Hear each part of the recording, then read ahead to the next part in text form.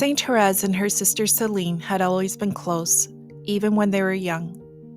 Even though Celine was 4 years older than Therese, it was as though they were on the same level intellectually. Celine was Therese's playmate and confidant. Years after their father died, Celine joined Therese in the Carmelite convent, taking the name Sister Genevieve. Therese was novice mistress, which meant that Therese was also Celine's novice mistress. Therese was always very careful not to let her affection for her sisters take away from the other sisters in the cloister. This had to be very hard to do, as she also had her other 2 sisters in the same convent, plus a cousin. After Therese's death, Sister Genevieve wrote a book about the private conversations she had with her sister, which testified to Therese's guidance of her soul as novice mistress, as well as simply being her sister. I've highlighted some stories that especially spoke to me of not only Therese's holiness, but of her human struggles. For instance, have you heard of Therese's tendency to sensitivity and how she overcame it? If not, you might want to watch this video of her Christmas miracle. She was able to overcome the tendency to cry over everything, which had made it very difficult to be around her, but that doesn't mean that she still didn't deal with the occasional hurt feelings. In one example, Celine tells us of how Therese went to a lot of trouble to conduct a spiritual play about the flight into Egypt, only for the nuns to complain it was too long and to end it early. Therese had provided a spiritual entertainment for one of our community feasts, and because it proved to be too long, she was found with fault and the little performance was broken off. A few moments later, I happened to come upon her in one of the alcoves and found her quietly drying a few tears. She had herself soon under control, however, and remained peaceful and sweet in spite of the humiliation.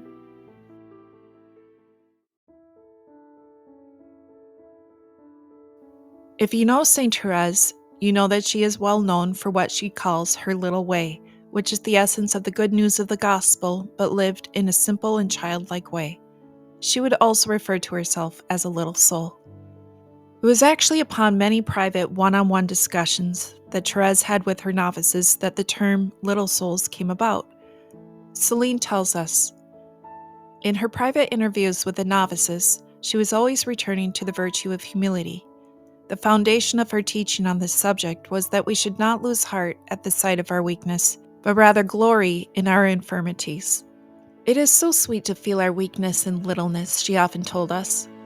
She always placed herself in the class of the weak and imperfect, and wanted us to do the same. It was in this way that we began to use the expression little souls.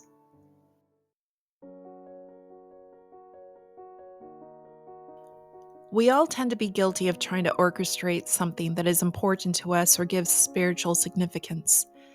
Maybe it's a wish that our baby would be born on a loved one's birthday, or getting married on a special feast day.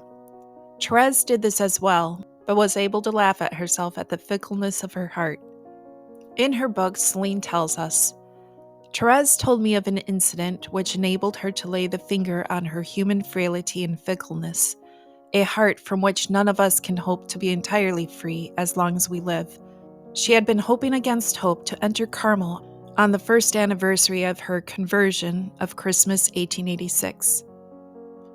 The extraordinary means she had taken utterly failed, and she was inconsolable to find that she was still in the outside world on Christmas Day in 1887. And yet, Therese told Celine with a twinkle in her eye, would you believe that in spite of the ocean of bitterness in my soul, I experienced a real pleasure on that Christmas night in wearing my pretty blue hat with the white dove? What tricks this human nature of ours can play on us.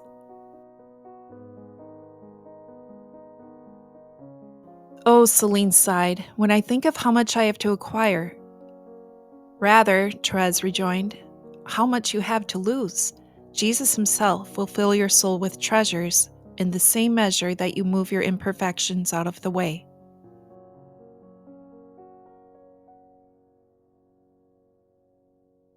Here's a conversation between Celine and Therese that really spoke to my heart about how holy aspirations sometimes have selfishness deep within it.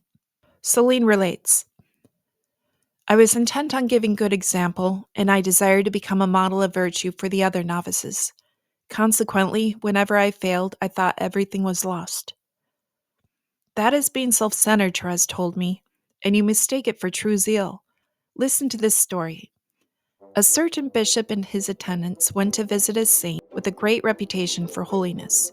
At the bishop's approach, the saint was, for a moment, tempted to vanity at the sight of the bishop and his entourage coming out to meet him.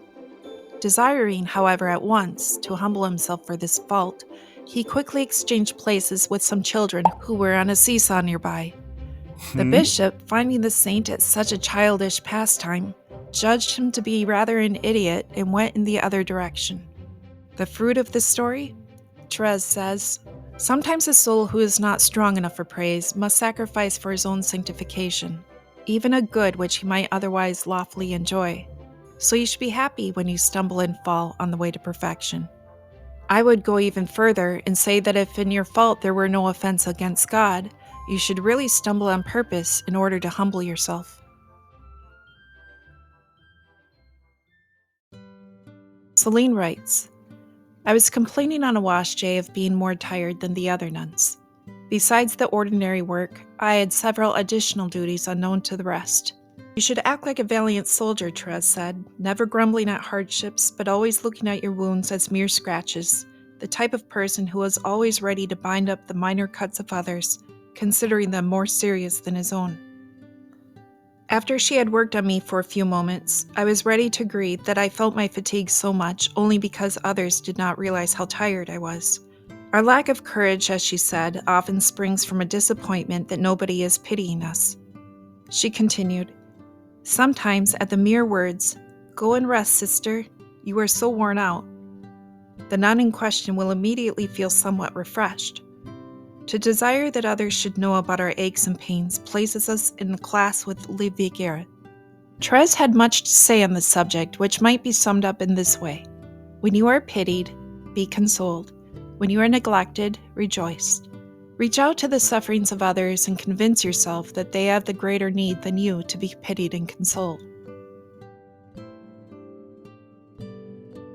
It might amuse you, as it did for me, that Therese thought of herself as the queen of all who were little. One day, Celine showed her a memorial card of a little baby that had just passed away. Celine says, she passed her hand over the little one's face and exclaimed with tenderness and holy pride, "They all belong to my kingdom." Even then, it seemed that she knew that she would one day be called Reine des tout petits, which means Queen of the very little ones.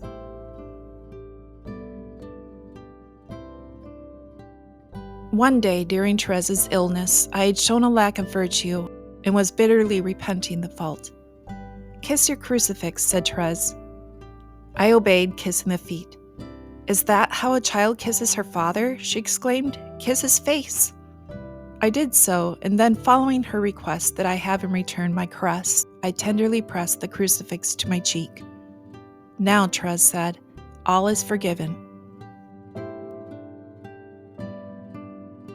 At one period in her religious life at Carmel, Celine was placed on duty in the infirmary.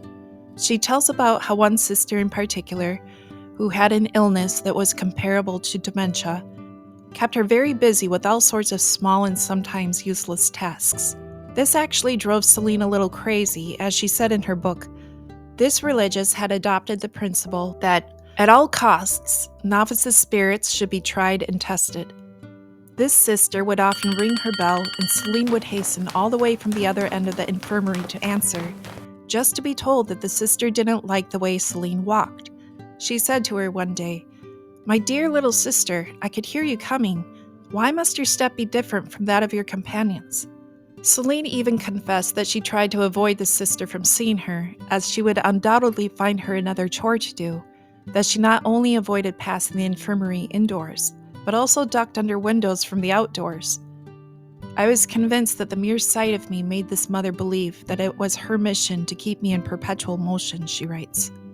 As amusing as this sounds now, it caused Celine so much distress that she fled in tears to Therese for consolation. She recalls how lovingly Therese held her in her arms as they sat on a tree trunk together. Therese, although very sympathetic, told Celine to view the bell calling her to the infirmary not as a nuisance, but like a heavenly melody.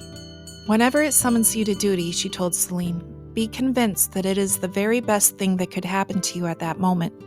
Consequently, you should force yourself to desire it. One such act of love for God, especially when performed cheerfully or at an inconvenient time, is of much greater merit than of all our sublime thoughts.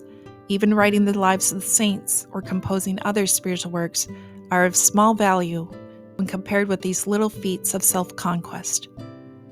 If you enjoy these stories about St. Therese and her sister, make sure to subscribe for more stories like these. As always, thank you for watching.